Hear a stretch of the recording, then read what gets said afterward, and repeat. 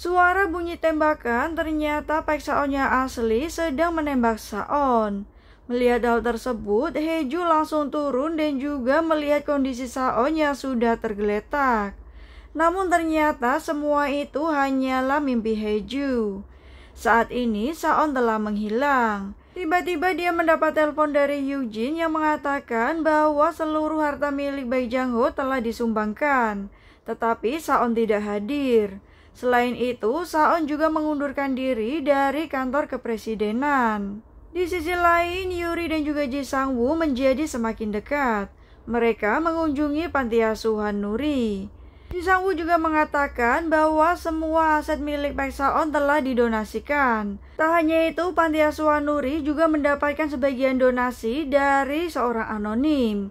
Tentu saja itu adalah Saon. 1 bulan lalu, Yuri membacakan berita di mana akhirnya Sekretaris Min juga ditangkap. Dia dituduh melakukan penculikan dan juga hasutan pembunuhan terkait kasus dari Hong Hye-ju.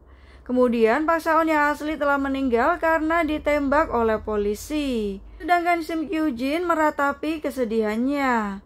Baek Uyong meminta maaf kepada masyarakat karena dia tidak tahu bahwa selama ini ayahnya telah melakukan kejahatan. Kini dia ingin terlahir kembali menjadi Baek Uyong seperti manusia biasa. Hari Natal akan tiba, Heju terlihat berbelanja beberapa pernak-pernik untuk menghias pohon Natal, di mana salju turun dan itu mengingatkan dia kepada Saon. Heju tidak tahu di manakah keberadaan Saon sekarang. Kini dia hanya menghias pohon Natalnya seorang diri. Sedangkan Baek Uyong tetap menjadi kandidat presiden namun dengan suara terendah. Sidang untuk kejahatan Sim Kyu-jin telah ditetapkan di mana dia akan dijatuhi hukuman seumur hidup karena dia harus bertanggung jawab atas semua perbuatannya. Sedangkan Sekretaris Min dijatuhi hukuman 5 tahun. Heju berharap Saon akan segera kembali. Kemudian dia mengunjungi Duje yang berada di dalam penjara. Heju ingin tahu apa saja yang diketahui Duje tentang Saon. Ternyata Saon pernah mengatakan setelah semua tujuan balas dendamnya tercapai, dia hanya ingin menghilang seperti debu. Hal itu tentu saja membuat Heju sangat sedih. Saat akan pulang, dia bertemu dengan Pak Kang. Pak Kang kemudian menceritakan apa yang pernah dia bicarakan kepada Saon.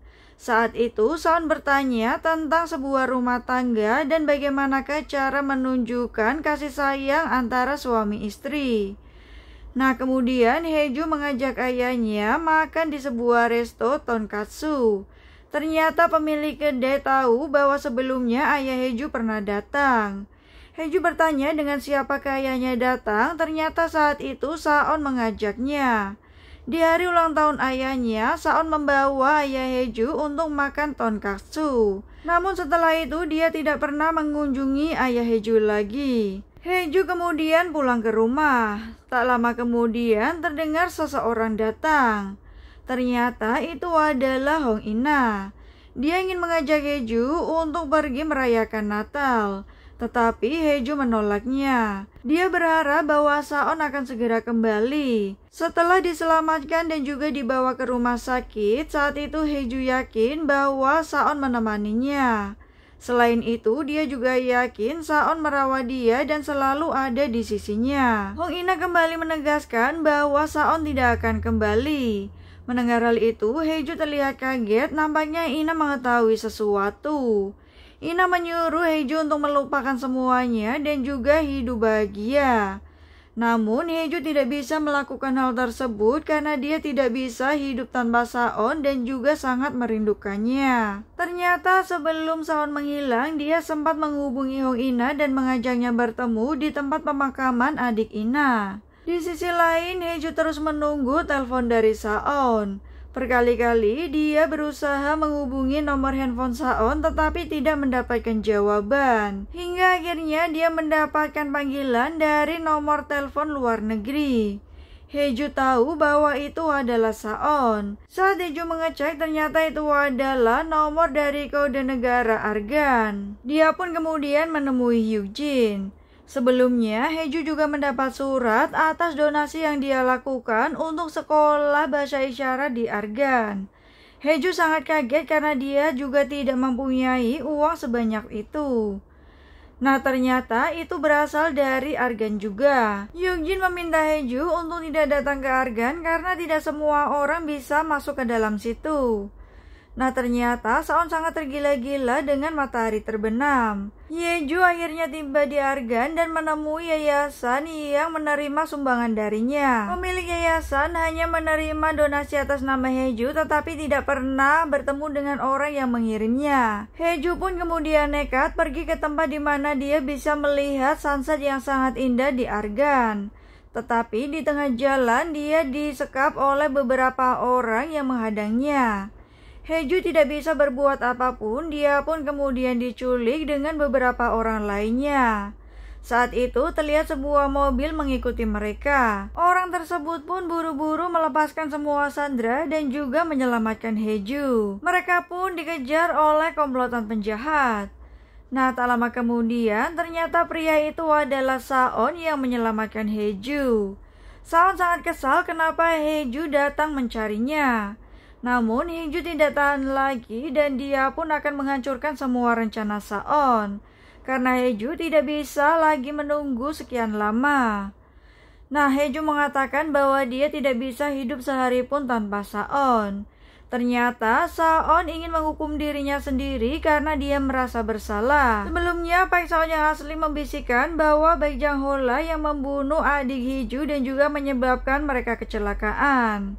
Hal itu membuat Saon menyalahkan dirinya sendiri. Dia ingin melindungi Haeju tetapi ternyata dialah yang selama ini membuat Haeju menderita. Saat bertemu dengan Ina mengatakan bahwa Haeju sudah mengetahui semuanya. Setelah menemani Haeju di rumah sakit, akhirnya Saon memutuskan untuk menghilang.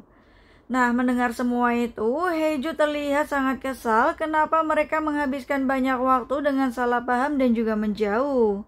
Haeju tidak tahan lagi dan akhirnya dia pun mencium Saon. Keduanya pun akhirnya melepas rindu. Nah, pertemuan mereka pun berlanjut hingga ke kediaman Saon dan melanjutkan hubungan yang sangat romantis. Saon berkali-kali memanjakan Haeju. Nah, mereka juga menikmati sunset dan Haeju baru tahu jika selama ini Saon tergila-gila dengan sunset. Akhirnya mereka pun melanjutkan hubungan romantis mereka di Argan. Selain itu, Haeju dan juga Saon akhirnya menikah kembali. Mereka pun kembali ke Korea. Pak Kang dan juga yang lainnya akhirnya mengunjungi rumah baru Saon dan juga Haeju. Mereka berkumpul bersama dan menikmati makan makanan yang sudah dibuat oleh Saon. Haeju juga mengenakan cincin yang sangat indah. Selain itu, Saon juga sudah berganti nama dan juga identitas. Kini Saon mempunyai nama baru yaitu Baek Yuyeon. Semua orang berbahagia karena akhirnya Haeju dan juga Baek Yuyeon bersama kembali. Nah, tak hanya itu, Yuri dan juga Ji Sang-woo akhirnya resmi berkencan dan mereka memutuskan akan segera menikah. Saon dan juga Haeju juga sangat senang dengan keadaan yang saat ini. Setelah semuanya pergi, Saon kemudian menggoda Haeju kembali. Mereka menginginkan penghuni baru di rumah tersebut dan akhirnya Saon menggendong Haeju hingga masuk ke kamar. Saon kemudian mengunjungi Jong Sang-hoon yang sekarang membuka toko ikan. Dia menikmati kembali makan makanan yang dulu disajikan oleh Jong Sang-hoon ketika kecil. Selain itu, Haeju juga datang ke rumah ibunya dan mengatakan akan mendaftarkan pernikahannya. Ibu Haeju juga sekarang menjadi lebih menyayangi anaknya. Dia berharap Haeju dan juga Saon akan hidup bahagia selamanya. Hal itu pun membuat Haeju semakin terharu karena hubungannya dengan ibunya sekarang menjadi lebih baik. Saat akan pulang, ternyata Hong Ina menunggunya. Dia kemudian meminta maaf kepada Haeju. Tetapi Haeju mengatakan bahwa Hong Ina juga harus melupakan masa lalu. Kini Haeju mengaku bahwa saat ini dia juga sudah merasa bahagia. Haeju kembali menjadi penerjemah di stasiun televisi. Sementara Saon juga mempunyai tugas lain. Haeju terlihat menghubungi Saon tetapi tidak mendapatkan jawaban. Saat dia pulang ke rumah, tiba-tiba handphonenya berbunyi. Ternyata Saon menghubunginya dari luar negeri. Ternyata saat ini Park Yoo-yeon menjadi negosiator bersama Do Jae. Saon beralasan tidak bisa dihubungi karena di beberapa area tidak terdapat sinyal. Haeju mengaku sangat merindukan Saon dan memintanya untuk segera kembali. Park Yoo-yeon pun berjanji akan pulang secepat mungkin. Nah, Haeju dan juga Park Yoo-yeon kini menjadi sepasang suami istri yang hidup sangat bahagia. Oke deh, ini adalah ending When the Phone Rings.